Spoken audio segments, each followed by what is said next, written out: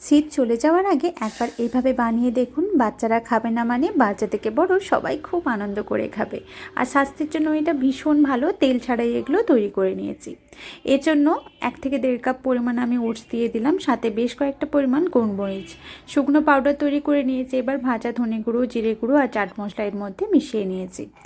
এবার বেশ অনেকটা পরিমাণ কড়াইশুঁটি, সামান্য পরিমাণ আদা দিয়েছি আর একটু উড়দ ডাল। এইভাবে উড়দ ডাল আমি একটু ভিজিয়ে নিয়েছি, 2 থেকে 3 চামচ পরিমাণ হবে। সাথে দিয়ে দিচ্ছি বেশ অনেকটা পরিমাণ ধনেপাতা। এবার জল দিয়ে পেস্টটা তৈরি করে ওই শুকনো পাউডারের মধ্যে মিশিয়ে নিচ্ছি।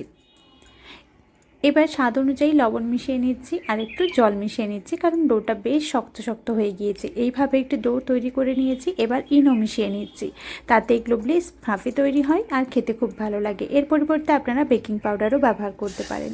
এবার বাড়িতে থাকা এরকম একটি স্টিলের ডিশের উপরে আমি সুতির কাপড় বেঁধে দিয়েছি আর নিচে বেশ অনেকটা পরিমাণ জল বসিয়ে দিয়েছিলাম ফুটতে। জলটা বেশ ফুটে উঠলে এর উপরে এগুলো দিয়ে ঢাকা দিয়ে এটা তৈরি করে নিচ্ছি।